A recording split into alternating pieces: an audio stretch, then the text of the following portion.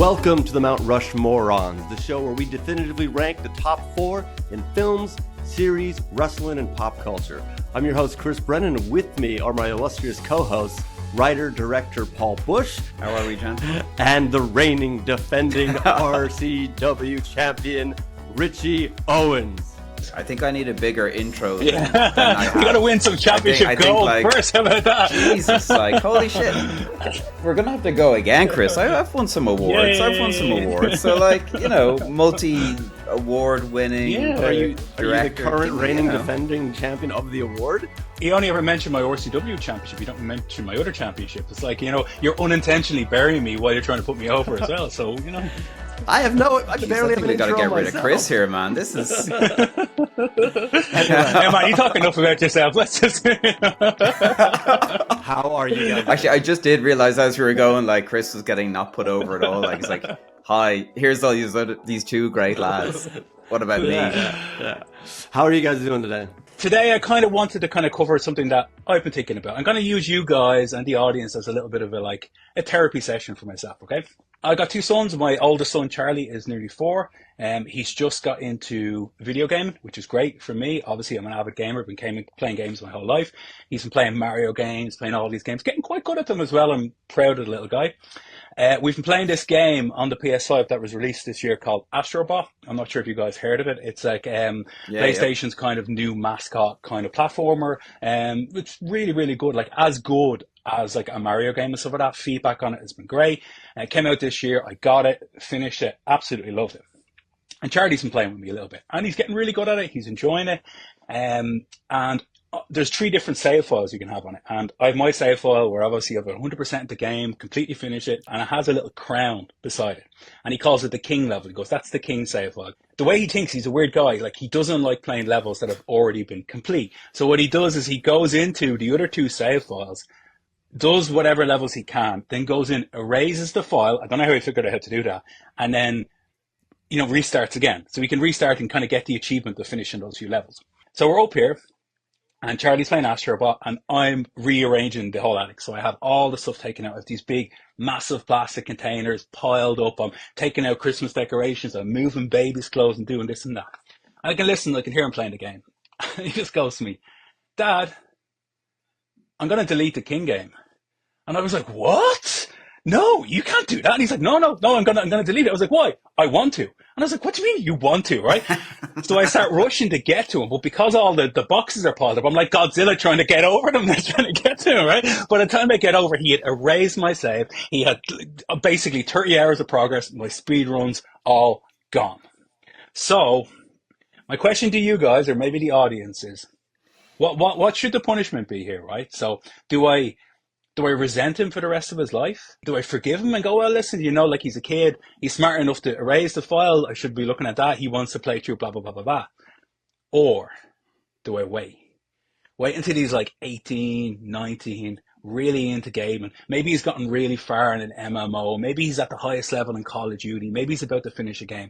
Then I just erase that thing. And, oops, sorry, I'm old dad. I didn't realize I was just trying to play the game. So anyway, I'm going to leave it up to the audience to decide what the punishment should be, but I just needed to get that out and off my chest. Thank you. I don't know, man. I think you're the one who learned the lesson there. I don't know, man. I'm still pretty devastated, to be honest. When did he delete it? About a week ago.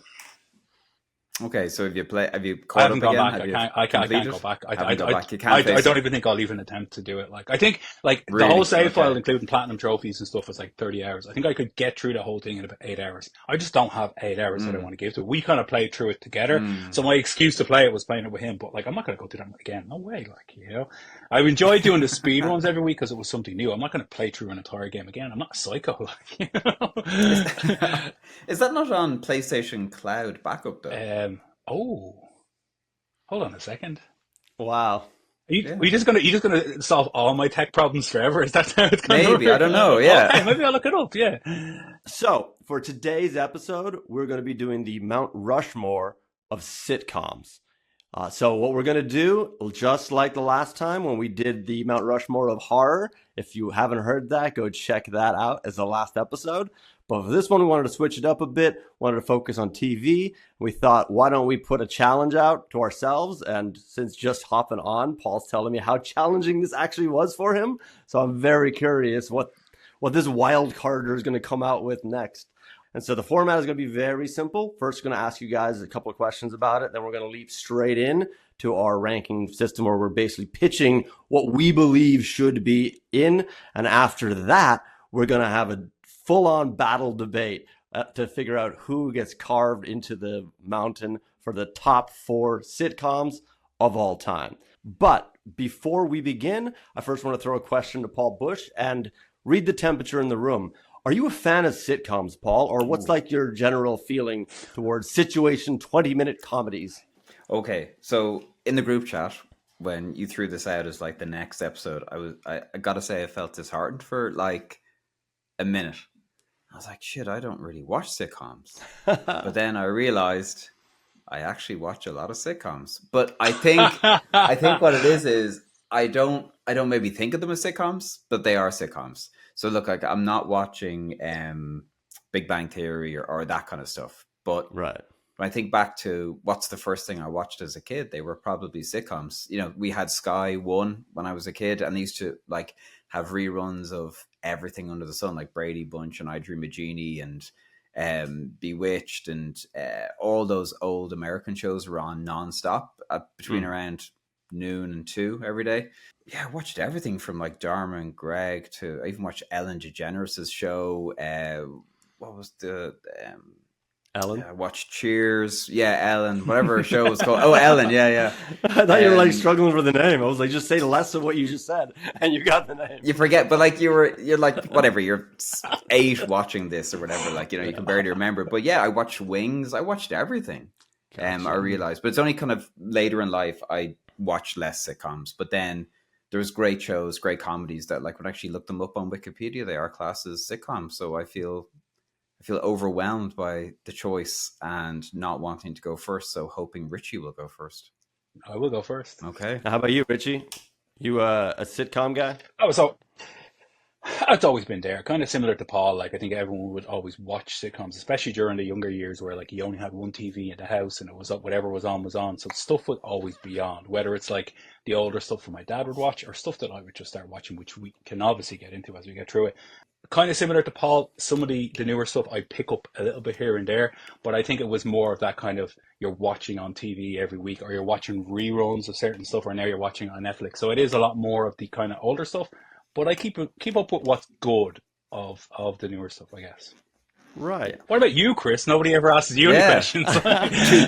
Two-time champion of blowing straws and balloons. I don't know. Five-time cinematography and screenwriting champion. That's it. Yeah. So keep pouring out accolades on. I love to hear it. I got 2 kids. Yeah. I don't even finish a sentence in my house. So like, this is amazing. So my background with sitcoms, very similar to you guys. I used to watch them when I was younger. I think partly that's comes into play with the technology of the time, the weekly format of it. But I don't really watch too many anymore. And I think partly there's a weird thing with modern ones. I can't really blame the modern writing. It might just be the dynamic where I can think back to the earlier 90s ones that I grew up with. And I remember so many individual episodes. But with these modern ones, they're funny, they're smart, they're quick-witted. There's a lot of cleverness, but I couldn't tell you like one episode. They all just kind of like blend together. And it might be because we changed our habit of watching them into like just crushing like 3 in an evening. So you actually don't get that 122-minute experience or that 30-minute with commercials on a Thursday night and go, okay, I remember that. Like now it's like I watched it once and that was part of a 5-run marathon for a Tuesday evening where Netflix will tell you, are you still watching? And it's like, I know, yeah. Look, I got some laundry to get through, you know? So, yeah, I don't really watch too many anymore. And every once in a while I go back to some of the classics, which we'll be talking about now. And my God, do they hold up? Like, do they hold up well? So, yeah, that's my background with it. Similar to you guys. Not as much anymore, but Yeah. What I did watch left a profound impact on me as a writer. I think the point you make is actually really interesting about. I remember when Friends was on TV and people would talk about it the next day. It was like appointment viewing. And I'm not sure, or maybe it's my ignorance, and a viewer will correct me if I'm wrong and say there is as big a sitcom now. But, I think that appointment viewing has been replaced with Game of Thrones or, those sort of cinematic big shows. Yeah. That's true. So let's figure out which ones should be in the Mount Rushmore. And as Paul highlighted, he doesn't want to go first. So, Richie, we're sliding over to you. What do you got for us? Oh, okay, guys. I'm thinking. I'm starting to think about what Paul did the first time, where you're being a bit more strategic. Maybe the other guys are going to pitch that one first, and maybe the one that you guys pitch is one that I have for the list. I'm trying to figure you guys out. Right. But I think I'll go with a heavy hitter, because one that I love dearly. We're looking at, 9 seasons, 180 episodes, 90s comedy, probably my favorite comedy of all time. We're talking about Seinfeld here, guys. I absolutely adore Seinfeld. Didn't really watch it when it first came out. I remember kind of the tail end of it. I remember seeing ads for like a clip of like Kramer opening the door a bunch of times and stuff like that. And I was like, I didn't really realize what that was. And then it kind of just passed me by. It wasn't really until I started working at HMV and I got access to the DVDs. I bought the DVD box sets. I ended up buying them all. I even bought I have it here for show. I bought the limited edition puffy shirt DVD, which I absolutely adore. I have no idea how much you have that as well. Oh yeah, that means Seinfeld is on your list. No, I absolutely love it. Like, once I had it on DVD, I rewatched it again. It was the type of thing that if I had friends over for a night, I would just throw on a couple of episodes of Seinfeld. It always just sat well in the background. And obviously then more recently, with it being on Netflix, got to rewatch it a couple more times after that. I just adore it. Like, there's so much about it. Obviously there's a lot of really kind of classic standout episodes as well. Like, there's an early episode where they're in the Chinese restaurant, they're waiting to get a seat at the table. It's pretty iconic because it's all done in the one set piece the whole time, and like nothing like that had really been done in a TV show like this before. Then obviously you've got like things like Marine Biologists and Soup Nazi and like the famous like contest episode and stuff like that as well, which like they're so iconic. Like, there's great stuff in between that as well, but like those episodes in particular are episodes that people will just remember forever. But like, it was very clever, like, and even that contest episode is a great example, like, because for those who don't know, like the cast in the show, basically, George Costanza, Jason Alexander's character, gets caught masturbating by his mother, and he comes back to the coffee shop, tells the story, and he was like, "That's it, I'm giving it up, I'm not doing it again." And the guys basically decide to have a contest where the first person who give in would basically lose the bet. And the phrase came out of it, "the master of my own domain," where it's like, "Are you still the master of your own domain?" Blah blah blah blah.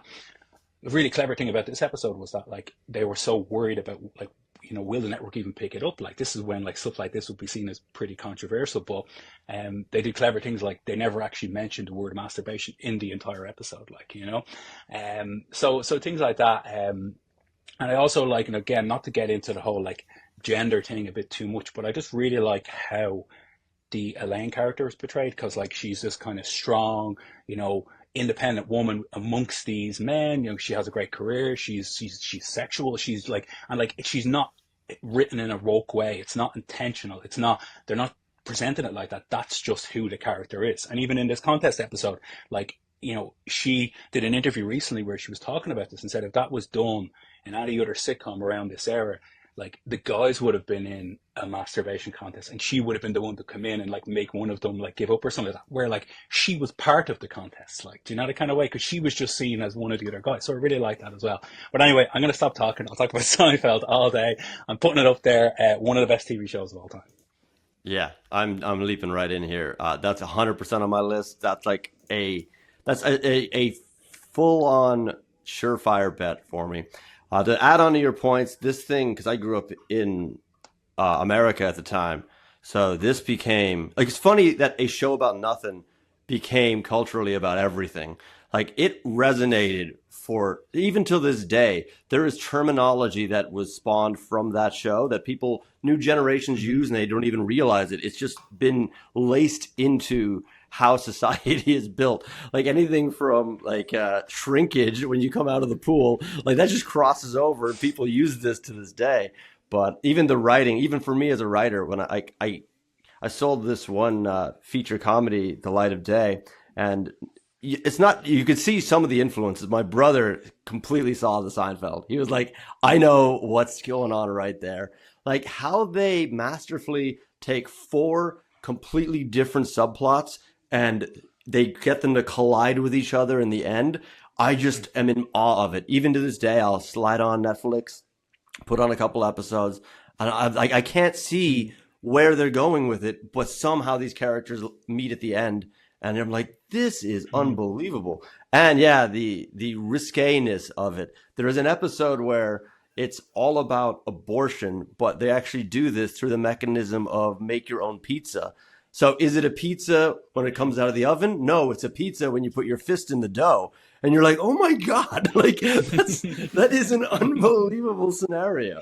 So yeah, 100%. It was also, if you're talking Mount Rushmore, this was like a 70 million person American sitcom. Thursday, it's appointment viewing. It was an experience that people would have every single year. It was like, at a certain point, it was Seinfeld and Chicago Bulls. And you're like, it's Jordan and Seinfeld. And you're like, this is just dominating what culture is. There's a really famous photo of like the finale episode, and it's in Times Square, and people are just lined up in Times Square, just with their shopping bags, with their coats, just watching, and they have subtitles up on the big screens, and they're just standing in Times Square, just watching the end of Seinfeld. Like that's how significant it was. Wow. Incredible. Wasn't there an ECW show that happened at the same time as Seinfeld's last episode? And I think they called the show not Seinfeld's last episode. Or there was something about like, we're not even attempting to compete with them. We know where our audience is going. Like that's how big of a movement it was. So yeah. What about you, Paul? Seinfeld. You watch it? Not a huge amount, not as much as you guys. It kind of passed me by. Again, it was on Sky One. Sky One was great for having all the sitcoms, the American shows. And again, I don't know why I didn't watch it. I actually remember all the advertising. And I think I remember that ad you're talking about with like the doors banging and all this kind of carry on. But I actually picked it up when I was on my J1 in Chicago because it was on during the day. And I was off a certain hours during the day from work, and I would sit, and it was like, I just found it so good that I was amazed why did I never watch this before? So I spent a lot of the summer during the day watching Seinfeld and absolutely loved it. And like, what struck me was they're able to take the most insignificant thing and build a 24-minute episode out of it involving four people. The other thing that really struck me about it was visually they're also different. And the characters are also different, yet they're friends, and they're the closest to friends, and they work together. Whereas you compare it to a lot of other shows, like say like Friends, where it's all good-looking people, all the same age, all, you know, the kind of way. Now, look, they have different backgrounds and circumstance, but these were real opposites here in Seinfeld, but they just worked so well together, and you could believe the relationships between them. All right, so it looks like Seinfeld's got a good chance of sticking the landing, but now we'll leap over to Paul Bush. Paul, what do you got for us? What's your nomination? But before Paul starts, I would like to say, based on the last episode and all of your weird, mad, obscure picks, I have a couple of obscure picks I'm going to try and guess before we get going. Go. So, did you pick Sanford and Son? No. Okay. What about The Fall and Rise of Reginald Perrin, which is a BBC documentary, BBC sitcom from the 70s? No. Okay. What about Mork and Mindy? Fuck, that would have been good. No, I didn't. What about the Dick Van Dyke Show? No, but Mork and Mindy. Okay. Yeah, sorry. I might need to think about this. I went deep with those. Anyway, go on. Sorry. I love Mork and Mindy. I love that Mork and Mindy was a spin-off of Happy Days. I will start with one of my newer picks. And don't worry, guys, I'm not stuck in the same decade or even the same year this time around with my selections. I'm going to go with Peep Show as my first pick. So, ran for 9 seasons. Premiered on the 19th of September 2003. And although it was 9 seasons, it was only 54 episodes. So that classic short British season. I think you guys know it. I think everyone knows the show. So it follows Mark and Jez. They're two college besties who are just complete disastrous human beings living completely disastrous lives, living in the shitty flat together. Mark has a somewhat responsible job. Jez has no job, is living off the good graces of his mother and whatever kind of temporary work comes along. They're sort of codependent, dysfunctional, odd couple who are both despicable. Yet when you watch it and especially as they interact with their wider circles, and Mark is in love completely with Sophie and work, and he can't interact with her properly. This is in the early seasons. And then Jez has his other really dysfunctional friend, Superhands. When you see them interact with the world and how they struggle, as mad as the situations are, as crazy as the characters are, they're written in such a honest and humanistic way that you can find something in common with them, whether it's the things they're coming up against or the challenges in their relationships, or maybe some mad inner thought you had that they're verbalizing. Actually, something of a barrier to some people is when you watch the show, the thing is shot through everyone's point of view, their eyes. So it's a really unique way of telling a story. And the other really unique thing about how the show works is when your point of view is in, say, Mark's head and you're looking out, you can hear his thoughts. So this really great writing technique they have is that you're looking through his eyes, you're seeing what he sees, he says something, and then you hear what he's thinking. And like that mechanic as well, again, we all know that feeling of you're just saying something in the moment, but really you're thinking something else. And you get to do that, and you get to jump around all these different characters and experience that. From what I've seen, I enjoyed it, but probably a similar pattern to Paul, who with Seinfeld of like, I never really watched it, but I didn't even have that summer of watching it. So it was on if somebody else was watching it, and I enjoyed the experience of it. I do like those two guys. They have this particular sketch show, Mitchell and Webb, where they have this one, this one skit that has me just loving it, where it's World War II and the Germans are turning around going, do you think we're the bad guys? Which I think is just so, we have skulls on our gear. And I was like, these guys are great. But I actually haven't given that show the attention it probably deserves. So I wouldn't have too much more to say about it. But from whatever I've watched it, I did enjoy it. Great pick. Absolutely love it. Really good show. I have the DVD box set myself. Watch it when it came out. Really, really good pick. Yeah. Can't say anything else. Excellent. All right. So now it's my turn. So I'm going to take a page out of Paul Bush's last episode, and we're going my to legacy. My legacy spanning episodes now, you know, wildcard. We're going to early 2000 Britain. That's what you like, don't you? I do. That's your bag. Yeah. That's my bag. 202. So we're going with the UK Office. That's the one. Not the American, the UK one. It's the first one that did it. It also has the stronger legacy. And what they managed to do in 12 episodes and 2 Christmas specials is nothing short of astounding. These guys, like, if you actually think of it the other way, because a lot of people love the American Office, and I totally agree. It's very good, but they were like halfway to like episode 6, episode 7, and they still couldn't even find their feet. That's halfway through the series that they're actually based on. The UK Office, it ended up spawning 15 spin-offs. And if you're going to take in Peep Show into account, it's as innovative in what they did, except this one, you're still feeling the ramifications today. You have shows like Modern Family coming out of it, Parks and Rec, which is a direct predecessor or a direct follow-up of that type of cinema or that type of series as well. So like when it comes to comedy, I'm all about innovation. I'm all about like impact and influence. And for me, that comedy, like when I first watched it, I didn't even know it was a comedy. I had to learn what the humor was to find it funny. I still remember that first time watching Gareth Keenan try to teach this new intern like how to pick up a box for like safety training. I didn't even like it. I was like, I don't know what this is, but I kept watching it until I realized that the humor and the cringe just emerged out of it. So like the central performances were incredible. They had everything in those first episodes. And like when you look at it, there's not one bad episode in the bunch. And then they have that amazing ending of season 2 where he doesn't get the girl. And I mean, off of everything they're doing that's innovative, they turn around and go, She said no, by the way. And Yeah. I'll remember watching that live going, wait, what? Like, no, Mm. you can't do that. But then they came back in the end for the Christmas Yeah. special and they gave you your little magical moment. Yeah. Now, I'm a Hmm. big fan of the American one too. I love Michael Scott. I love Steve Carell's performance, but there's something bold about like, we're not going to make him likable. We're going to make him pathetic. He doesn't want to be liked. He wants to be popular. That is a completely different Mm. motivation. And Ricky Gervais just absolutely nailed it. So for me, it's going to be the UK office. You won't get a massive argument against that from me.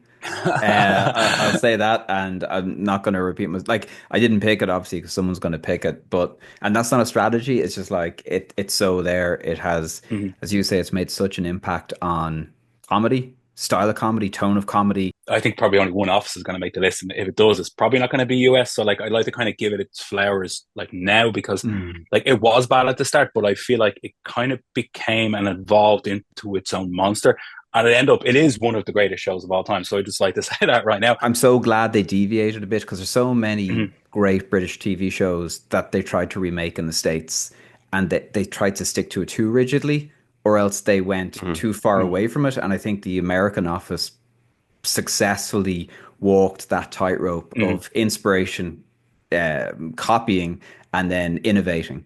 Because sitcoms will just run and run and run and run.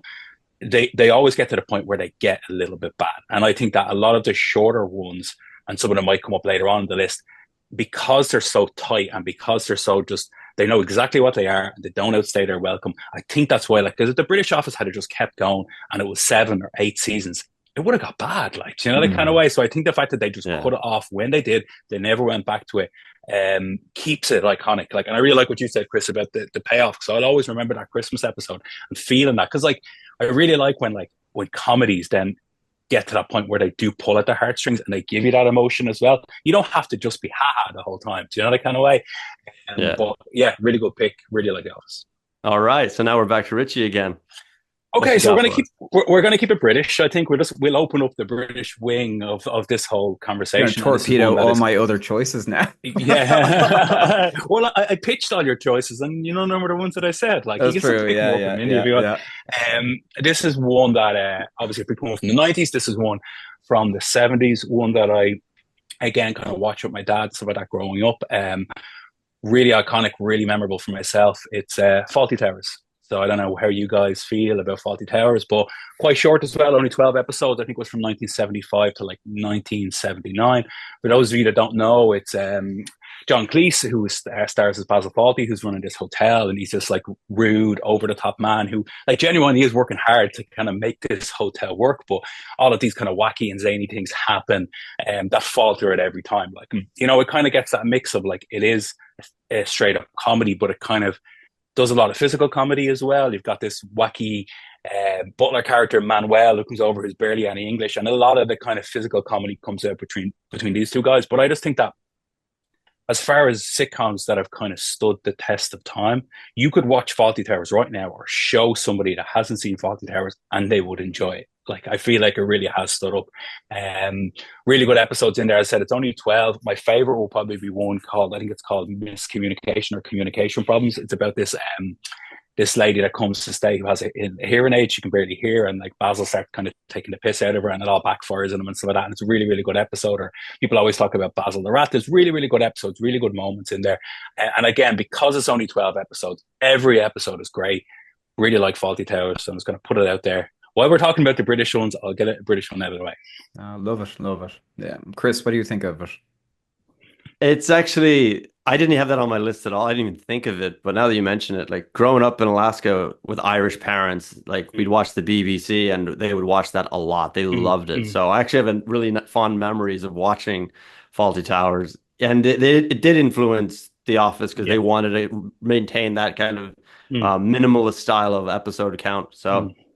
Yeah, And as I well, really like like it it. was It's so actually, quotable. And it just came from this other era, which is amazing how it still resonates, as you say. yeah. Like even when it comes into the DVD era, which was amazing for The Office, Mm. like that came in and was introduced to an entire new Yeah. generation, which is pretty great. You know, is that we didn't have any access to it, like it was just BBC or whatever. But they used to do this thing. I don't know if you've ever seen it in Ireland, probably before you even moved here, Chris. Was in the Sunday papers every week they would give away free DVDs that had random Oh, stuff I on it. And remember that. one of them was an episode of Fawlty Towers. And me and my dad just kept watching this one episode over and over again because the DVD box set hadn't come out, like, you know.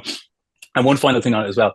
You probably heard the story. John Cleese actually based this guy off a real character. Like when they were shooting Flying Circus, they went to stay at this hotel, and it was a guy that was just, he quoted as being like the rudest man that ever existed. And he based the entire character off this one hotel manager that he met while shooting this, like, and he was good enough. So I think that's quite cool in that sense as well. So yeah, that's all I got to say.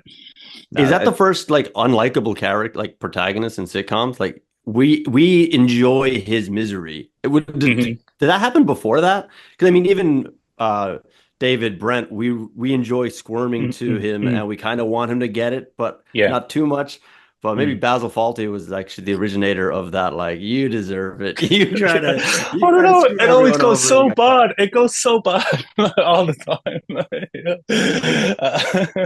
And then there's one episode where he finally wins, and then it backfires again. But you think he's won because he's like, he gets so emotional, he takes his shirt off, and he's like, "I did it! I finally won!" You know? Oh yeah, I remember that. Yeah. There's not much else I could add to what you guys said. Yeah, I grew up watching repeats. Another one of these shows I grew up watching repeats. Just have a great association with it. Love the physical comedy.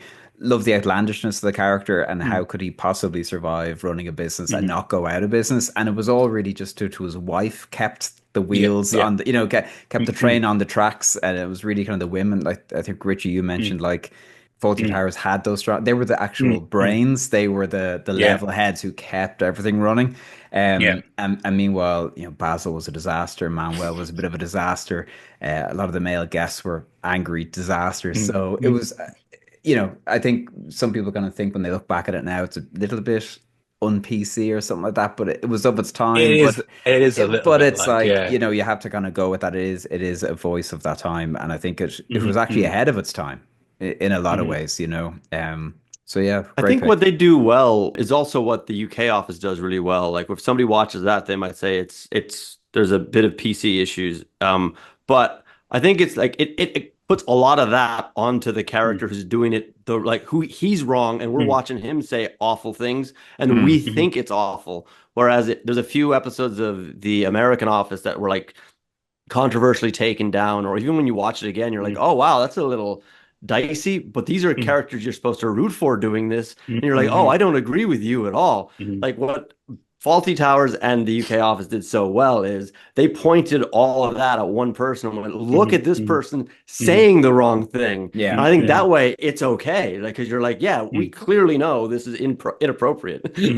What both of those shows did was their protagonists were imperfect, and when you have an imperfect character, you have someone to root for or follow on their journey, or who can grow.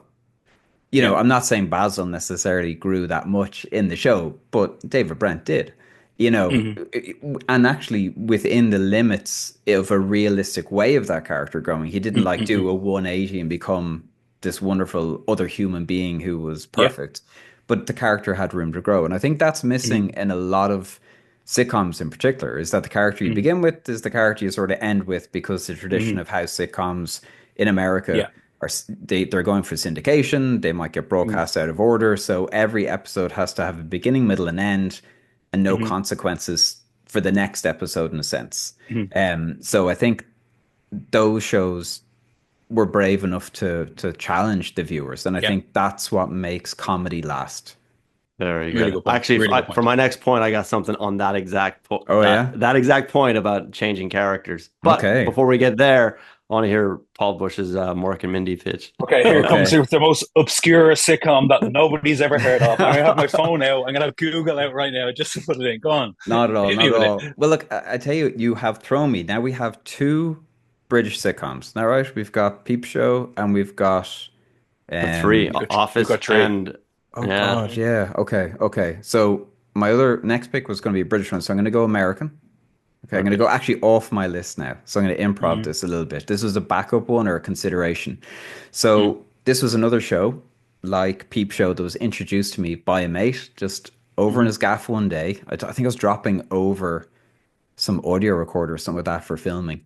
And he said, hey, I got this new DVD box set and I'm in the box set. And I was like, what are you talking about? And he took out this box set, and it was in the form of a yearbook. And you go through the yearbook, and the other way in yearbooks is like in American yearbooks it has like everyone's photo. And there's his photo in this yearbook. I was like, what the fuck is this? And he says, this is Freaks and Geeks.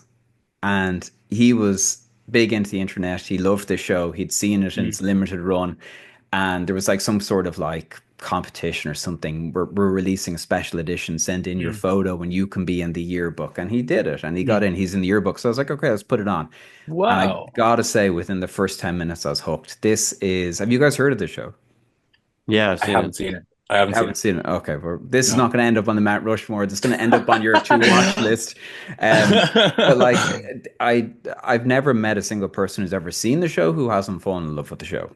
We're just going to read out the cast. Okay, Linda Cardellini, John Francis Daly, James Franco, Sam Levine, Seth Rogen, Jason Segel, Martin Starr, Busy Phillips, creator Paul Feig, executive producer Judd Apatow, and writer Judd Apatow. That whole group. Cinematography basically on the pilot was done by Bill Pope. The pedigree is insane, but it's also the show that discovered all those talents that went on to dominate Hollywood for a period of time in front of the camera and behind the camera, and still in many ways behind the camera. So it's just a brilliant coming of age 1980s set high school sitcom drama, somewhat reminiscent maybe of the Wonder Years, but edgier. You can identify with what they're going through, and the comedy is all wrapped up in that. I think, again, challenging characters, situational comedy make things richer and make you feel it more. So when the laughs come harder. So that's my pitch for the show that will not end up on the Mount Rushmore, but it'll end up hopefully on your to watch list. Well, for real, that's a really good choice. I never even thought of it. I mean, this one show, as you said, like with the pedigree behind it, like not only did they end up dominating the comedy scene afterward, they haven't been they haven't been replaced. They put the mic down and nobody picked it back up. Yeah. So it's just they were like the last brat group of filmmakers and comedians and funny people to just go out there and like make a legacy. There's a long standing of like, who's the next version of this? Who follows that? Like, there's actually nobody after them. So the legacy they have that started pretty much with Freaks and Geeks is actually really great. I mean, it's a bit more on the dramatic side than a sitcom. It you is. even described it yourself as a drama, which I was like, oh, like it is a sitcom with a drama. I can't give an opinion on it. I haven't seen it yet. But I do really like those guys. I think some of the stuff that those guys have come up with, like after the fact, like I think Superbad is probably my favorite comedy of all time, just for what it was, and you know, that movie being the last of its generation of like, you know, a movie made about high school kids before the internet, before Facebook, before smartphones. So it's kind of like a weird kind of a time machine. And obviously a lot of stuff to do after that, but I have nothing on Freaks and Geeks because I haven't seen it. That's a solid choice. I'm actually annoyed. I wanted to come in and rip Paul up a bit more, but I couldn't with that pick. Here we go, Chris. What is your second? Mine now would probably be a bit more of the wild card. This is very recent, 2019, but I absolutely love it. It's Mork and Mindy, the sequel. It's currently still going. For a second. It's currently still going, and it's What We Do in the Shadows. Have you guys seen that the show based on the film? Have you guys seen it yet? It's on my list. Oh, is it? So What We Do in the Shadows is a mockumentary following a group of vampires who are just living their life in modern times. They live in squalor where they just have no clue about what contemporary life is like. They have a familiar who they just bully and pester to do their bidding, whatever they want, but they're all numbskull idiots who just are still reminiscent about the times that they were in, but they just have nothing like that anymore. And I just love every single episode comes on. I have no idea what's going to happen. It's incredibly funny with outrageous, diverse characters, diverse in every sense of the way, even their personalities. And even especially in modern comedies, it's very rare that you see that kind of stark contrast between the characters' personalities, not just their attributes, but their personalities. But the one thing that probably I love so much, and it kind of goes back to a point Paul was saying about in sitcoms, characters don't grow as much. Like I remember watching Family Matters when I was a kid, and Steve Urkel gets the chance to shoot a basketball from half court, and he might win $1 million. And I'm like, just do it. Like, just do the next season. He's a millionaire, and they never do. They tease you with change, but there's never change. Meanwhile, what we do in the shadows will introduce a demon puppet with the soul of one of the characters. Demon puppet just becomes a character. And then there are things that occur where you go, okay, well, that's it. This person's now a baby. And you're like, what do you mean this person's now a baby? Oh, they're a baby now. For how long? I don't know. It's like every single time I put this on, I'm just dazzled at the creativity. And so as a writer myself, if you were to ask me like, oh, what show would you like to work on? This would be something I would love to do, because then you're just going, look, I'll make up whatever I want. And the next person has to pick up that silly baton and run with it.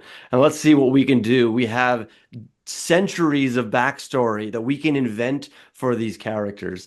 So I'm delighted it's on Paul's list. Oh, big but for time. me, I was like, that's one. It's modern. It's still going. It's in the 6th season. They have, I think, 10 episode seasons, which is a great number. So they don't outstay their welcome either. Because after 10 and they're in that short form format, I'm always going, I could do another, which is very rare for modern sitcoms for me, where I usually fatigued and I don't want to come back. I'm genuinely excited about seeing the next episode.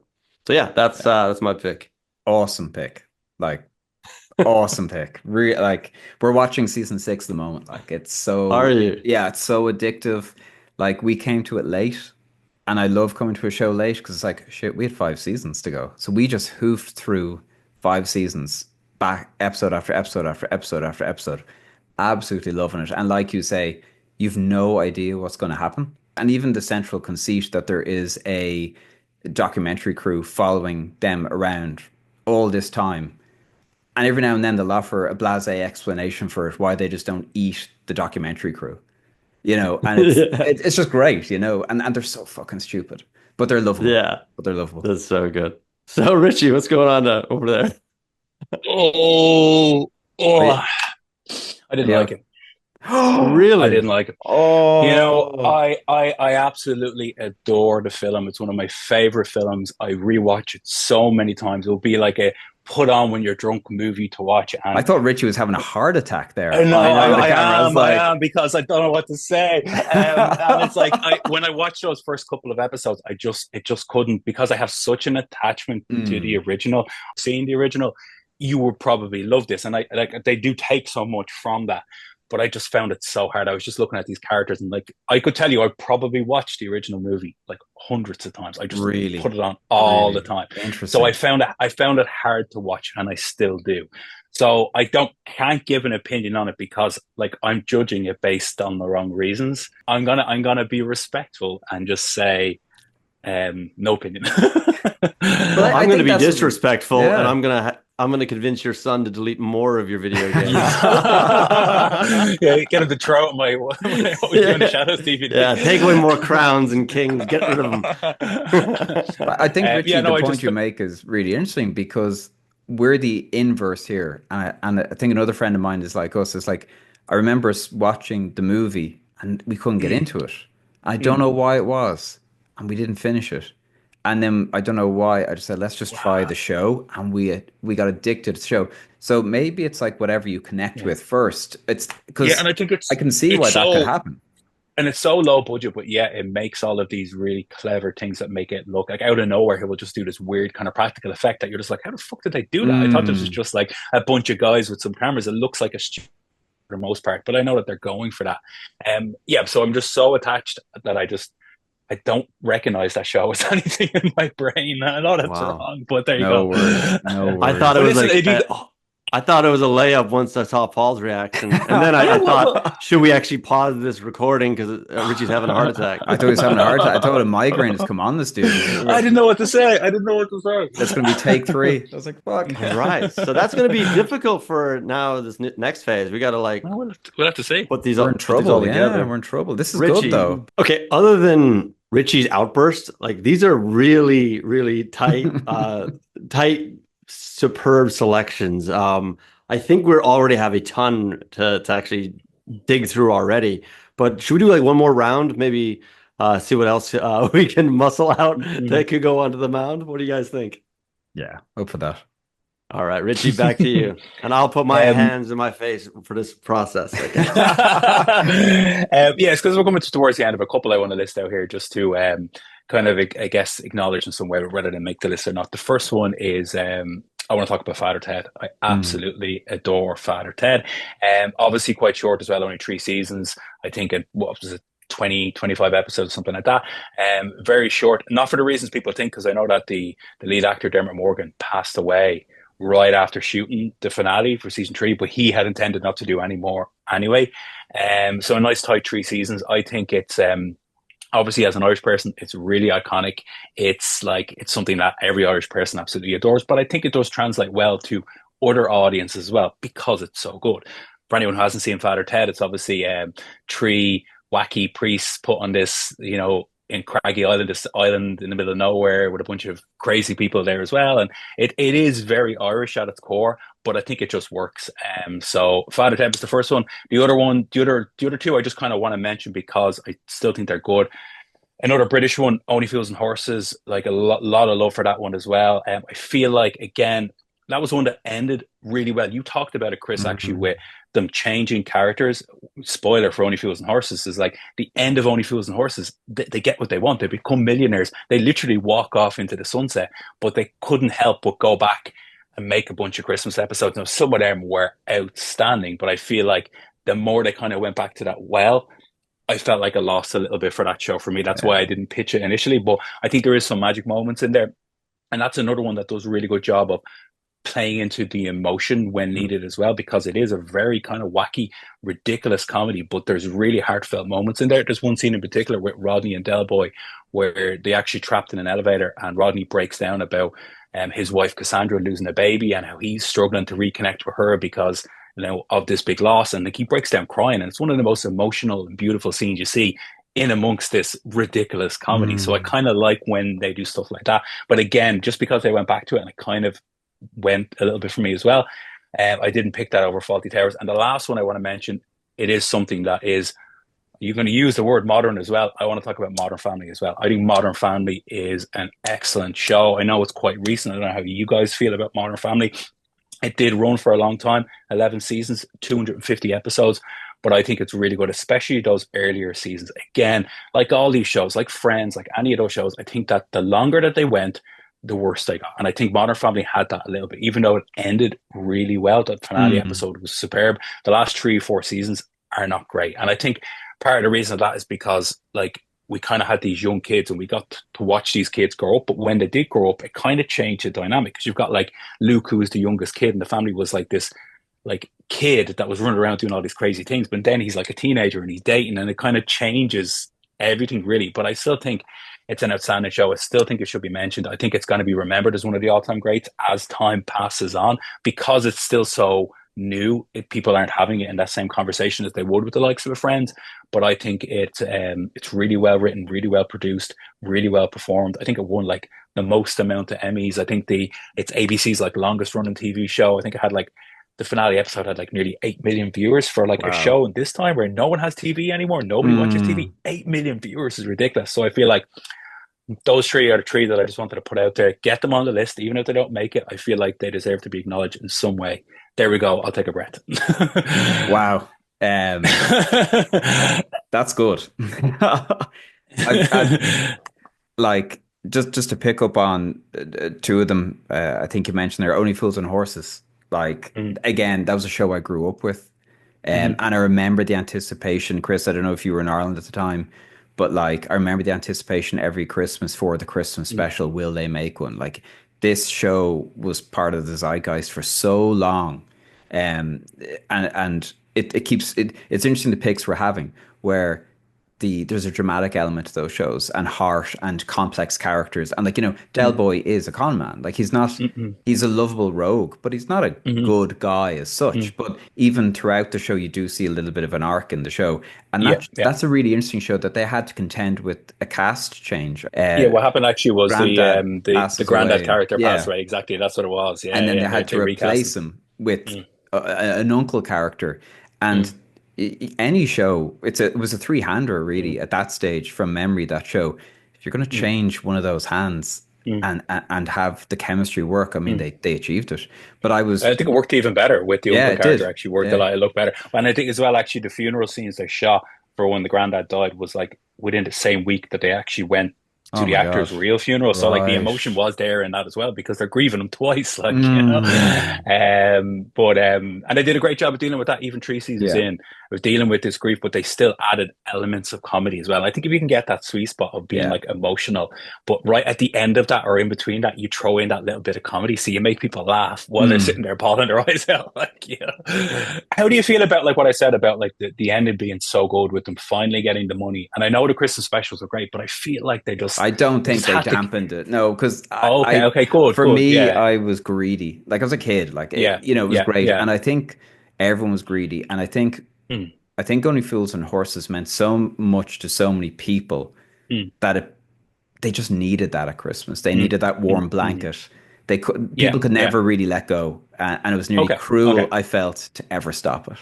okay, Um, okay, okay. I and like this is that. where I like Chris says he fucking hates the show, that. His or face has to be in he's there. never seen it. Actually, He's like, "What the I've fuck is this?" never seen a full There you episode go. of it.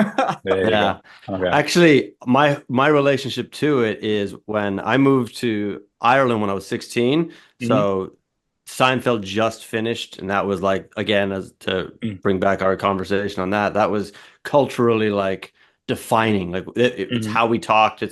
It's how we kind of congregated about like these conversations about like have mm, you it's Friday. What was Seinfeld like, you know? mm, I moved to Ireland and like nobody watched Seinfeld. What they did watch was Friends mm, and Only Fools and Horses. Now, mm, I also like Friends, but I mm, never could even get into Only Fools and Horses. So it gave me this feeling of like, oh, like our version was Seinfeld and mm, the UK, the Irish version was Only Fools and Horses. For mm, some reason, even to this day, I had friends from Ireland who just would go, I could never get into Seinfeld. And I'm like, yeah, me mm. too with Only Fools and Horses. It Yeah. might have just been a thing where I had to kind of grow up with it to actually Hmm. really embrace it. Or if I actually really stuck through it and kind of got into the rhythm, similar to the UK Office, where at first I had to learn what the comedy was. I'm like, Mm, where's the punchline? Oh, mm, I just have to sit with unease. So I mm, never actually watched it, but I totally appreciate the cultural impact that it Mhm. had. And I do like a couple of the gags I've seen, like the broom scenario where Yeah, bring this it. guy basically got new parts for this broom until it mm. became like a brand new broom. Like these kind of little gags, like so yeah. Other than that, I've never actually seen it. Maybe I should watch it. I dig the idea of the Christmas special. Maybe that's where the Mm. UK office got that from too. Mm. Um, but yeah, no. Where are we at with Nice. Father Ted, Chris? Oh, that's really great. Yeah, like Okay. Okay, Well, okay, thank really, okay, God. Thank God. okay. really good. Like Yeah. I remember the writing on the board, like put the brick on the like he has this detailed plan and he basically just writes it out where you think he's creating this whole schematic Yeah, of the yeah, plan. He just literally writes what he says. yeah, No, it's really funny. It's really stupid. yeah, I really I 100% enjoyed my time yeah, watching it, but I didn't grow up with it. Mm. yeah. And yeah, so There's and there's then a there's modern an aliens reference in it as well. I don't know if you remember when they have the bishops over no. to they have these like Mm. bishops over and they have to like really like appease these guys while they're there and everyone's in good behavior. And one of the guys has like a bad heart and they're all just sitting like at the couch, like everyone's quiet, having a cup of tea, and Dougal just goes, I just realized aliens is on. And he's like, what? And he's like, they have to watch it, they have to watch aliens. Like he's so excited for aliens and he just lets out this fucking scream and really gives the guy a heart attack and Wow. laughs in it. That's how I would react to aliens in fairness. And then for Modern Family, I agree. Like that's actually what I was referencing when I was talking earlier about how there are modern shows that are like super clever, really funny, great characters, but they probably are victims of the binge culture Yeah. where I Mm. could not tell you one episode. I really Hmm. can't, but I've always enjoyed watching it. Hmm. Brooklyn Nine-Nine was another one where I was like, this is Hmm. really funny. This is Hmm. like really biting. Like I really I find myself enjoying it while I watch it. But you Hmm. ask me next week like what happened, I go, Yeah. Yeah. the Yeah.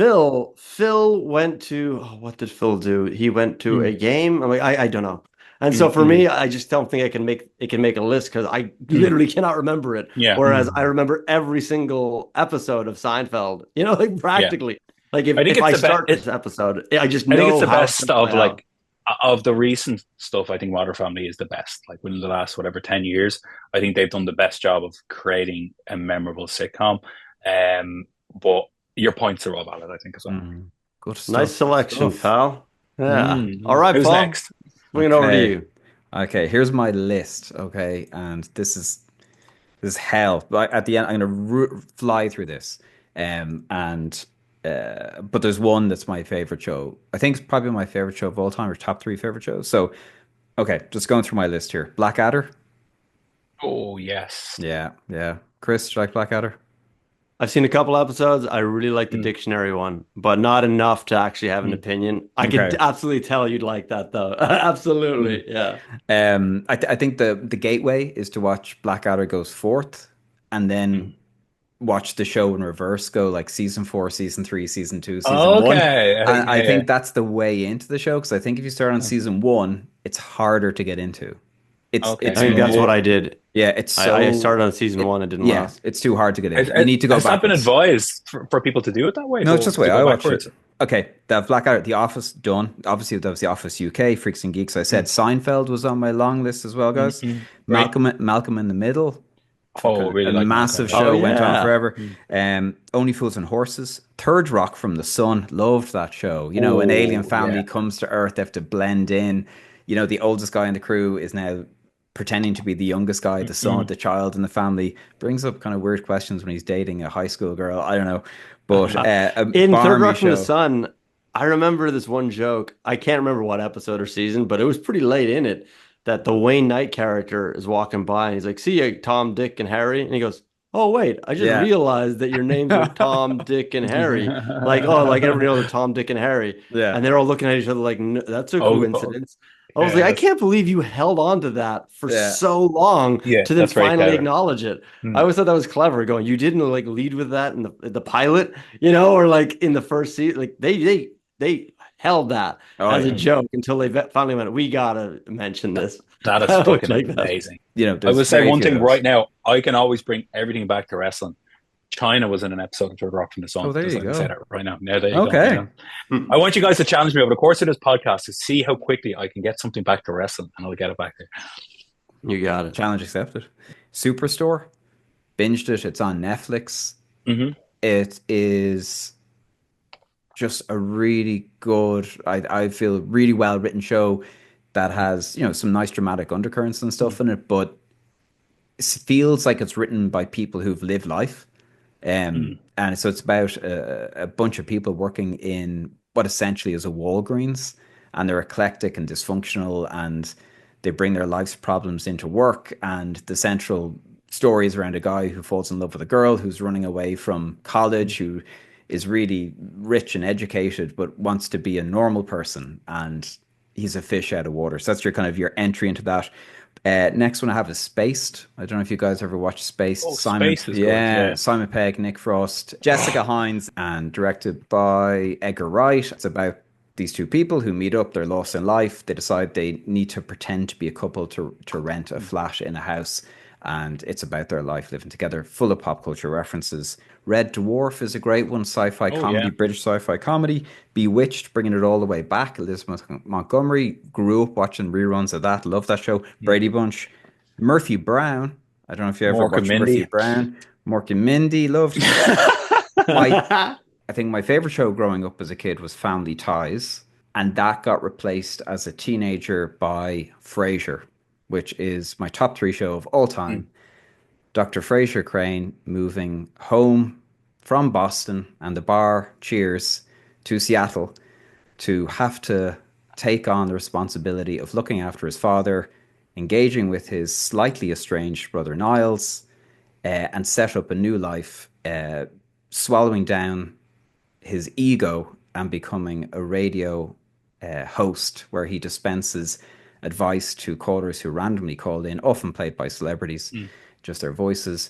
And it is his journey of rediscovering himself, rebuilding relationships with people he has not seen in a long time, coming to terms with how his career and life has ended up, getting over his lost loves, and his relationship with his son, father, brother, and that journey. So it's another show, I think, that has incredible dramatic actors in these comedic roles who can bring that level of quality of acting. The writing is phenomenal. Every episode is a hit. Ran for 11 seasons. But no, I think it's one of the greatest shows ever made, to the point that I've bought it, I think, 2 or 3 times on DVD. And I even have my special memory key where I painstakingly copied all the DVDs to a memory key. So when I go away for work, I have that memory key You with have it me. there. Amazing. I, honest to God, I bring it everywhere. It's the best comfort food. What? It's the best, yeah, best show in the world. Oh my God. Best show in the world. Is it the best spin-off ever? I think so. I think it was better than the original. So I think Friends, or Yeah. it's not Friends, I think Cheers was good for a number of years, and maybe it ran that little bit too long. The ending was phenomenal, all but it do. ran They that all little do. bit too long. But I don't think Frasier ran too long, and that's an insane thing to say about 11 seasons. So there you go. Right. Wow. I did not realize you had such a profound relationship to Frasier. Yeah. That's incredible. Best show I ever. like to hear that. Yeah, I mean, I saw it again, one of those I dip in and out, kind of like I'm mad about you, going, yeah, it's there. Have a little tossed salad, have a bit of scrambled eggs, the blues are calling, like it's all good. Mad About But, You, that I was a would good not show have too. that. Yeah, I wouldn't have that profound of a relationship with that show. But I appreciate it, and I love his voice.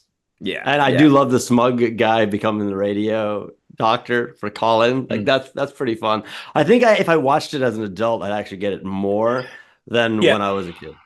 I think it's more of an like air quotes intelligent comedy, and I think there's a lot of kind of like it would go over a lot of kind of kids' heads. So I think when I watch it growing up, I kind of was just like, "What the fuck is this like?"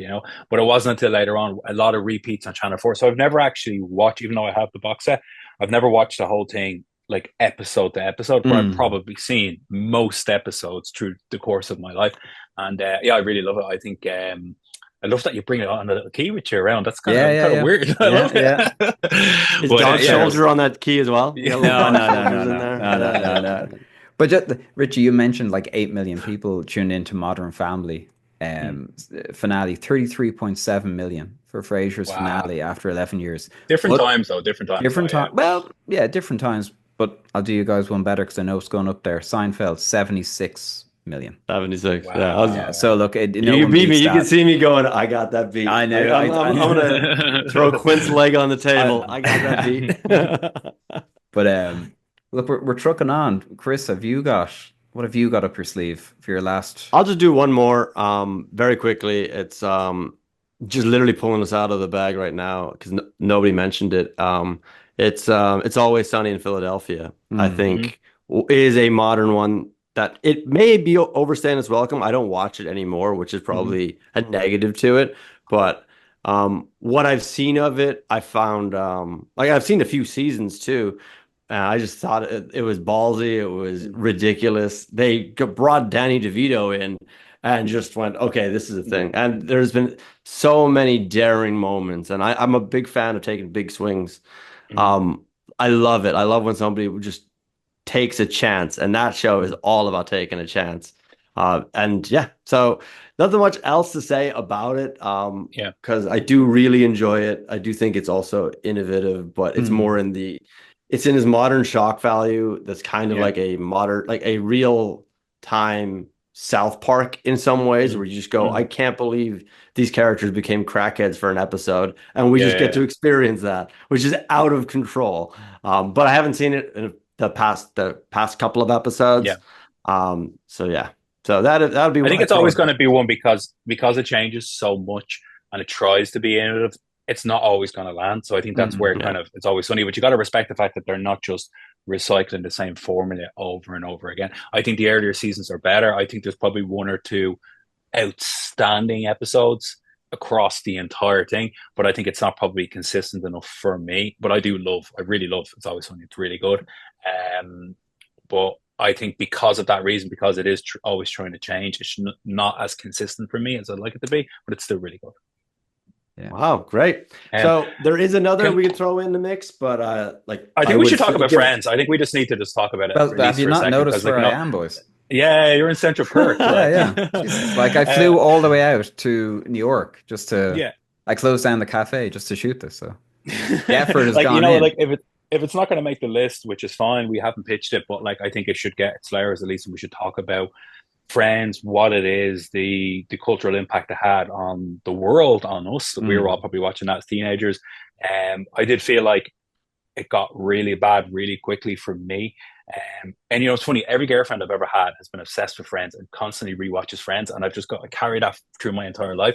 And there's a point around the time when Ross doesn't marry Emily and like Chandler and Monica start getting together, it nosedives for me. Now, I know that's not when it doesn't get really bad. There's still some great episodes in there. But around then, it just, I lose all interest. I like those earlier seasons, especially when like, it's a weird thing when the production quality is quite bad before they started like getting like HD cameras and stuff like that. You can see it jump. Like if you watch the first 2 seasons versus the last season, production wise is completely different. So as soon as I see an episode of Friends that looks really good, I'm like, I don't want to watch it.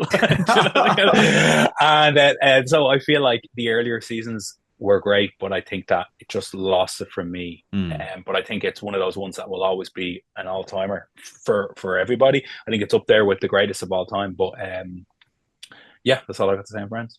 Yeah. I'd go along with that. Yeah, I'd go along with that. I think I was, you'd watch it week to week. I think we did allude to this earlier. Like we have mentioned Friends. It's come up naturally a couple of times. Like it is, you can't finish this without mentioning it. It's not my top 4 sitcoms ever, but I can't ignore the massive worldwide cultural impact. It was a worldwide phenomenon. And I don't think there's ever been a sitcom that's been that big worldwide. I could be wrong, but I don't think there is. No. And I just looked up like 52.5 million tuned in for the finale. But I think that's just the States. Like I would say it's one show that like worldwide finale is bigger than anything. And to be fair, it ended really well. It ended really, really well. Yeah. They were showing that in bars in Ireland. I remember working in a bar and they're showing the finale in a bar. I was like, okay, wow, that's wild. Yeah. But for me, it's always been it's always been that and Seinfeld. So I knew where I would be gravitating to. So maybe if Seinfeld jokes, there's so many jokes that they stole directly from Seinfeld as well. Like, there's stuff that you just see that are watching Friends going, this was in an episode of Seinfeld. And I'm not saying Seinfeld hasn't done that. Everything gets inspired by something. But I'm watching it going, you're ripping off Seinfeld. Who do you think you are? I do feel like I did get fatigued as I got older that everybody loved it. So you'd always see the box set at every house you'd go to. It would be an easy conversation for people to have.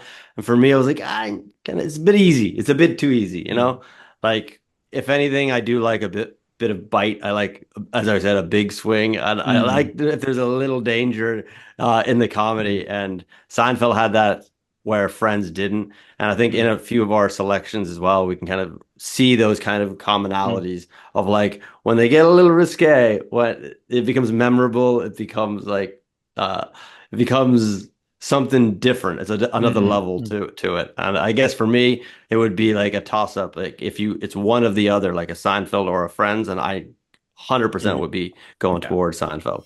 So yeah, I think now we're at the nomination stage, right? Okay. We've got this is a gigantic list. I was like, okay, we have 8 that we selected. Then it just went out of control. But Richie, do you think you could at least recap a couple of these for us? I'll rapid fire as many as I can. We're going to eliminate a lot of these straight away, but I'll go from the top. So we've got Friends, briefly mentioned, Always Sunny in Philadelphia, Frasier, Red Dwarf, Spaced, Superstore, Third Rock from the Sun, Malcolm in the Middle. You've got US Office, UK Office, Blackadder, Modern Family, Father Ted, Only Fools and Horses, Freaks and Geeks, Fawlty Towers, Peep Show, and Seinfeld. So straight away, I'll say what you're going to say is Seinfeld's gone on that list, aren't you? It's going up there. I'll also say Superstore, dog shit.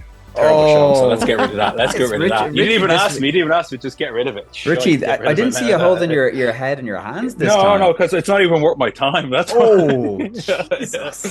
Thank God I didn't present it as one of my all-time faves. Never seen it. Never will see it. So yeah, I'm going to take a lot of pleasure in just taking it off right now. Okay. Always Sunny is, but I didn't talk about Always Sunny. Inaccessible.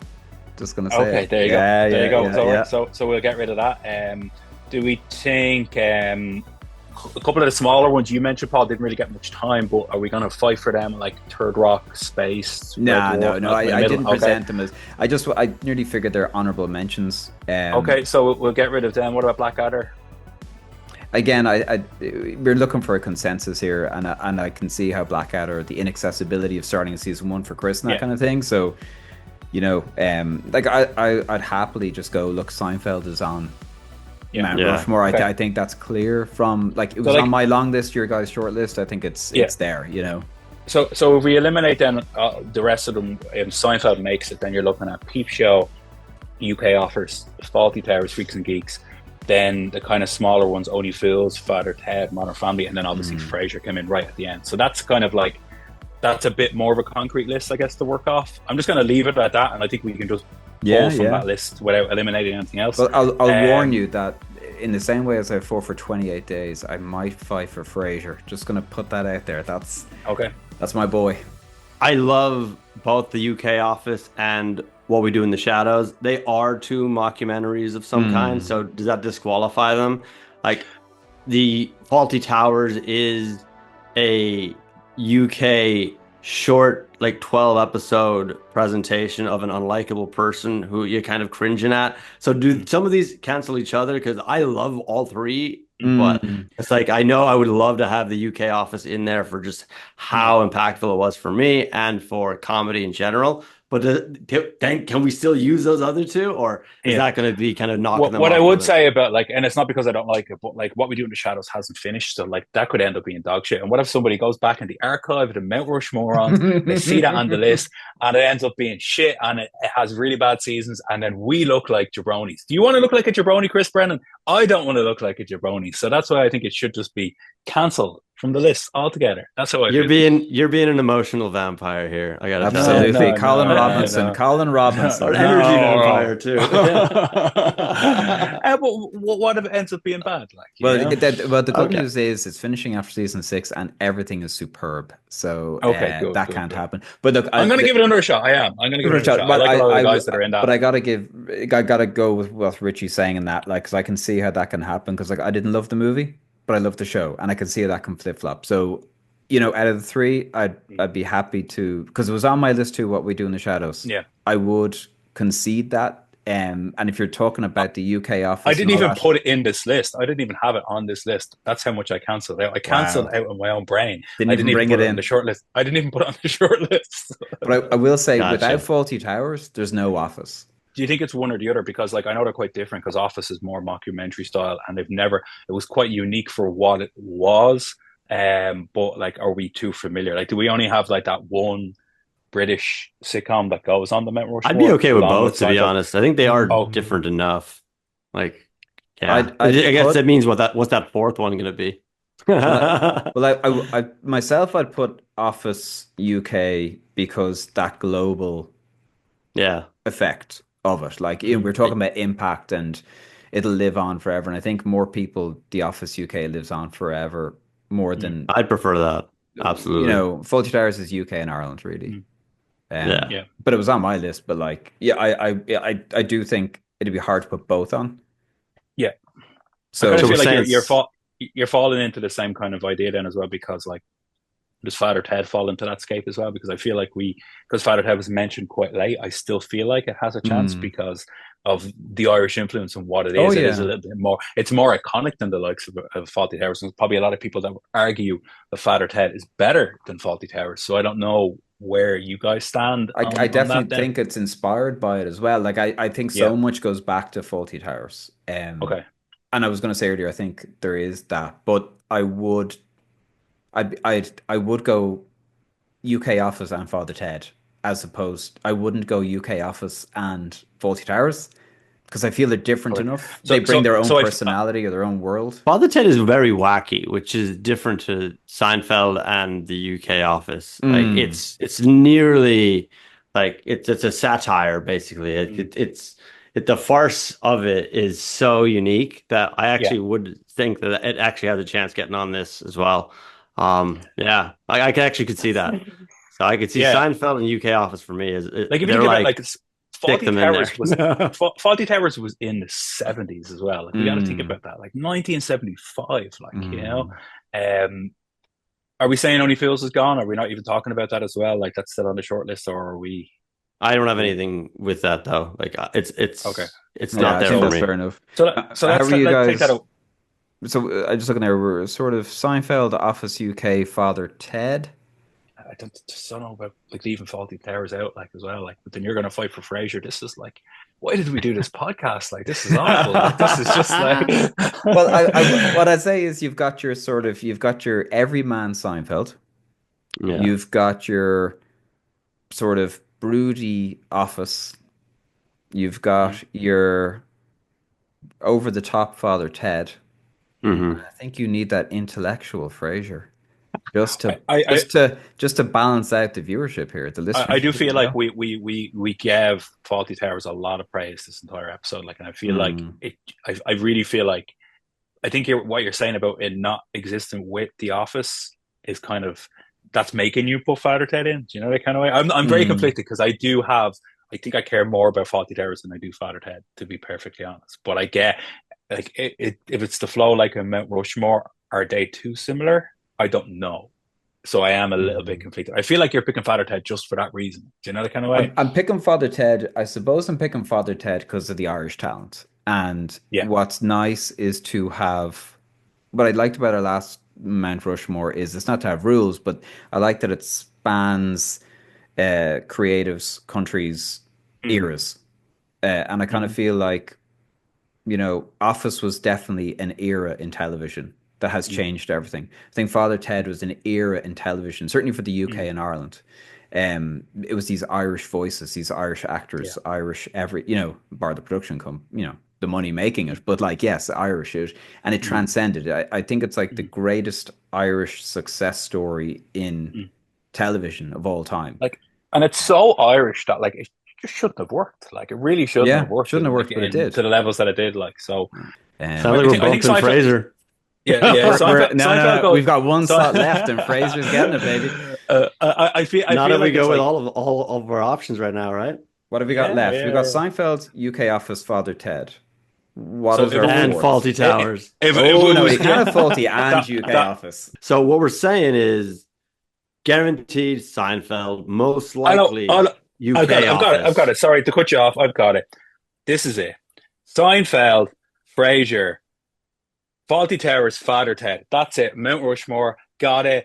Sorted. Well done. Paul's happy. I'm happy. You're happy. You got your Seinfeld. Everybody's happy. Let's wrap it up. This was the Mount Rushmorons, guys. Thanks for coming. This is the definitive. The feed. I feel like this guy's trying to like say it so quickly, pay us off, and get his way. Say it again slowly. Say it again slowly, Richie. What are we talking? No, I kid. I know the UK office is not going anywhere. So it's we have to come up with a solution. We have to come up with a solution. I'm open to. Say it again. What was it? Say it again. Seinfeld, Fawlty Towers, Father Ted, Frasier. I think we are lacking right now with that list a global impact player, and we talked about Friends being a global phenomenon, but I mean the UK office spawned 15 regions of spin-offs. This thing has been everywhere. Like, it really has transformed modern comedy. So I don't think Fawlty Towers has done that. So if something else in Father Ted hasn't done that, they're very more regional based. When they tried to translate Fawlty Towers to the US, it did not work whatsoever. So I don't think we're taking UK office off in my mind. It's like, I think it's too impactful. Chris is meant to be the peacemaker, and he's stirring the pot. Okay. So let's just say hypothetically, Seinfeld, UK office are locks. Let's say that hypothetically. Hypothetically. So we're stuck on the other two. So Chris, I want to know your opinion on Dr. Fraser Crane, and where do you stand with putting him on the Mount Rushmore? I'm impassioned by Paul Bush's personal connection to it. How many times is he going to do this? How many times is he going to do this bullshit? How many times is he going to come in and be like, this influenced my film career, and this made me meet my wife, and this changed my life, and you know what I mean? This made me quit drinking, and blah, blah, blah. I'm not going to buy into it. I'm not buying into it. Don't be healing on me, Richie. That was the point I was about to make, is I think he's pulling on our heartstrings a Oh, bit too no much these way, days. no way. We're two of I them. give the You're truth. like That's you're. it. I talk the truth. I got a puffy shirt DVD box set over here. I got this Frasier box set over here. I'm not sitting around with box sets, you know. Like I don't come in with props. You've Hey, got a Richie came custom with a made prop. I got a prop. Frasier like comfort key ring that you bring everywhere with you. I don't know what to do with this emotional key ring. Like, if anything, I feel like you're My emotional manipulating us support too much. Frasier keyring. I love it. Yeah. I love it. Yeah. I have literally no connection to Frasier like you do have, and I'm not sure if that your passion for that should outweigh us. I mean, you snuck a couple of ones in the last time, so I'm like Okay. Richie. I'm kind of being cautious with you. Well, But okay. I I'll have to say this. acknowledge Like, go on. it's very different from my perspective because like with Dog Show Soldiers and 28 Days Later, you're a little bit unsure, and I kind of went with your pitch on that. But I will acknowledge Frasier is a fucking great show. I Finally. love Frasier, so I do admit that it's great. Mm. I just don't know if it makes it. That's what I'm trying. I want you to convince me that it makes it because I do love it. I think it's great. I think it's excellently written. It's really well done. It's a great show, but like, I just don't see it as good as Father Ted. It's not as good as Fawlty Towers. It's not as good as Okay. Seinfeld. It's not as good as UK Office for me. That's Well, all. that's fair. That's my That's fair own enough. person. That's my own personal opinion. And That's this all. is the thing, and I think this is the interesting about like the sitcom picking sitcoms and comedy. I don't think there is a more subjective genre than comedy. Like, everyone's That's sense true. of humor is slightly different. So like this is why I feel like when I really thought about this is one of the hardest we'll ever have. If you're picking a subgenre of comedy, say we Yeah, said best mockumentary yeah. comedy, I think we could get there, very quickly. Mm. But all of sitcoms, and Well, I humor is got to feel as well subjective. like as a flowing Mount Rushmore, Mm, I think the list I pitched flows better because you've got four completely different sitcoms. Like if you think about Seinfeld and Frasier are very much cut from the same cloth because of the type of shows that they are. Where if you think about like what Father Ted is, what Fawlty Towers is, what UK Office is, mm. what Seinfeld is, they're all very different. So I Yeah, feel like yeah, yeah, yeah. those styles of comedy and what they bring to the table as a sitcom are all so unique and different that it makes sense for me as a Mount Rushmore. Yeah, I'm not yeah. saying No, that no, no. I'm not going 100% on that's what I believe, but when I think about it, the way a Mount Rushmore flows in my head, that Mm. makes a lot more sense. Where I feel like Frasier and Friends and Seinfeld and all of those other sitcoms, those American sitcoms, are all very similar. The laugh track sitcoms, they're Yeah, all very yeah, similar, yeah, yeah. Like Yeah. studio audience. I will say though that like if it was up to me on my own, I would put Frasier well above Seinfeld. I think, yeah, I know. See, there it Whoa, is, there it is. get the fuck out of here, I think man. I just think it is far and away a better show. It's better written, it's more intelligent, it has Hey, better. which box set has the puffy shirt edition? I would like that. I just think it's a smarter show, but that's just my own opinion. But like, I am the guy who's watched every episode. I've bought it 3 times. I Yeah, have it on a yeah. memory key. Like, I'm gonna say that. And Seinfeld is a show I watched one summer on my J1, but it wasn't Yeah. enough to hook me in to make me. I can acknowledge it's good, but I know way more about Friends. I know way more about these other shows than Seinfeld. And I suppose there was just something that wasn't fully accessible for me in Seinfeld. A thing I saw when I moved to Ireland was Mm, that Seinfeld just it didn't break through culturally mm, to some people. A lot of people in Ireland I know love it. A lot of people just didn't get it. And they say yeah. that. It's not like they were missing something. They was like, I don't know what this is.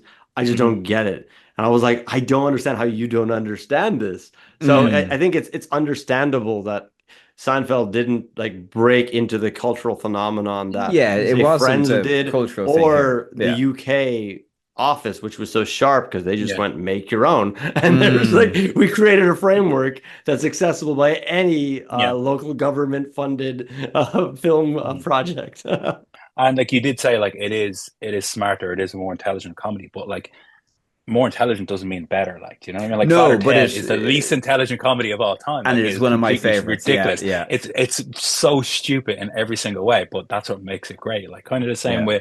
with Fawlty Towers because it is quite zany and as I said, very much more, physical comedy over actual Mm. like, verbiage or whatever. Like, but For where I'm sitting, Doesn't mean though, I think that you can put in Seinfeld, UK Office, and Fawlty Towers pretty well. There's a different era to Fawlty Towers, which I love. I yeah. love embracing, like, it's not Mm, everything has to come from like when we were born and to like Mm. modern times. Oh yeah. So I think it's really, if you guys are cool with this, because I think it's kind of like, is it Father Ted or Frasier is basically what we're doing. yeah. I think we've actually left all the others behind at this point, and we're just kind of Mm, figure out yeah. what is Yeah. the last third, fourth piece that goes in the puzzle, and which Mm. one sits better amongst those other three. You really wasted that Freaks and Geeks pick, didn't you? Like, didn't even get mentioned once.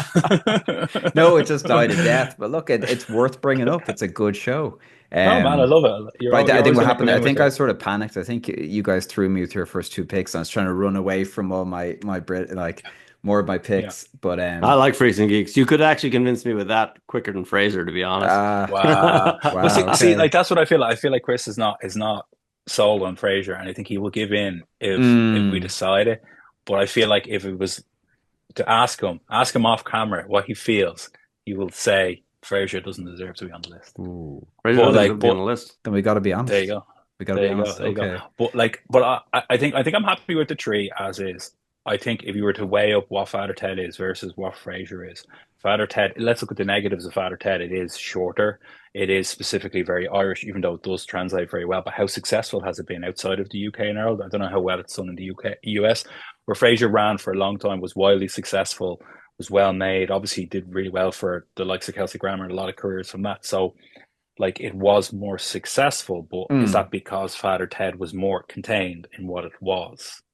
Well, I I'm trying to I look. don't I'm know if we should look at like just success as yeah, the We've metric, got success because covered we've twice. got success like success is yeah, covered with yeah, Seinfeld and The Office.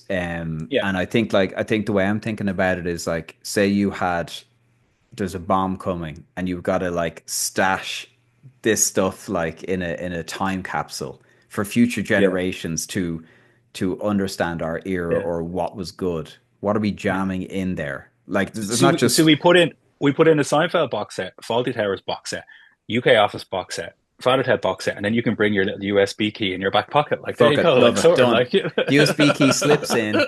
It's the DVD box Yeah, set at the other door, yeah. and yeah, my yeah, yeah. my my my It's just support USB hanging off the key. nose of George Washington on the Mount Rushmore. You can visit Mount Rushmore with your USB key. USB key, absolutely. Okay, there. You get a photo in John, front of it, and you hold up the USB right in front of the that's a other good ass floor. Okay, compromise, guys. So okay, Seinfeld, UK Office, Fawlty Towers, Father Ted, and Frasier USB key. Done. So insane. I love it. Yeah, Love I'm it. happy okay. with that list. And I Excellent. love the ballsiness of Father Ted. Like, I disagree. I completely agree and disagree with both of you. It doesn't have to be successful. I Mm. think Mm, it actually is nice to have a wild card in there. And yeah. from what I've seen of Father Ted, I've seen all the episodes, and Mm, I thought it was madcap yeah. brilliance. And I did Mm, not expect that from Ireland. If mm. anything, what this podcast could do is bring more eyeballs to that would be incredible because So it are we? deserves more So recognition. we're dropping Frasier. We're dropping Frasier. We're But dropping Frasier's on the Fraser. USB key. He's on It's the USB there. key. It's Yeah, there. but It's it's not just No, on the. But it's not on the Mount Rushmore. Just I no. want you to say those words to me. it's Frasier is not. you see, I know I will not win the fight for Frasier over Seinfeld, even though I'd pick it above Seinfeld. Mhm. So I'll concede Seinfeld, even though it was on my long list. It's that recognizable piece.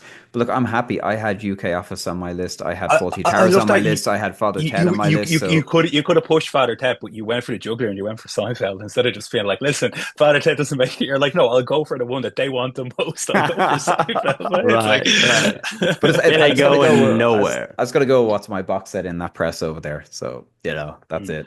I So like it, guys. I think this is a good list, and it's a bit unique too, which I'm a fan of. love I it. think that's a wrap. We're going to stop now before we change our minds again. This is a precarious list. I like it. I'm enjoying the fact there's a bit of friction now. I think we're a bit too nice to each other the first episode. This might be a promise of what's going to come from future episodes. My goodness, I did not expect something as when I was like, oh, sitcoms, that'll be easy. My Oh, goodness, was nightmare. I wrong on that one? I even All think I'll wake right. up tomorrow and you'll get a message in the group. I'm like, you fucking dickheads. Oh, you're gonna like edit my voice now? You're like use AI Oh technology? yeah, I'm It's like, editing this. I can do what I want. Like, yeah. Yeah, no. Well, the other guy's in charge of social, so let's see how you guys combat that. Very good. All very right. good. So I think that's going to be it. That's our Yeah. list. It's staying put, Mhm. even through post production. It's staying put, right? Promise. So that's All it. The definitive, undecided Mount Rushmore Undecided? sitcoms, undecided, undisputed. Mount Rushmore of sitcoms is Mork and Mindy, Superstore, Freaks and Geeks. No, I joke. We've got Seinfeld, we've got the UK Office, we've got Father Ted, and we've got Fawlty Towers. I think that's a really good list. I'm really happy. And Frasier on the USB, just on the USB side. key. Like, yeah. That's it. Yeah. Great. I love it. I like that I said undecided because it kind of was undecided. It's undecided. All right, guys, that's a wrap. We're gonna call it a day here. We're not gonna change our minds. It is decided, guys. Yes. Yeah. Done. I'm done. Till next time, All boys. right. So yeah, thank you guys so much for watching. If you enjoyed this show, please like and subscribe, and hit that bell too on YouTube, and be sure to subscribe on any podcast player of your choice. If you want to check us out on social media, we're the Mount Rushmorons. That is correct on Instagram, on YouTube, and on Twitter at the moment. So we'll probably add Facebook and TikTok at some point. And if you guys have any suggestions for future episodes you want us to cover, let us know. In the meantime, thank you so much for watching, and we'll catch you next time for another episode of the Mount Rushmorons. Take care, guys. See you guys.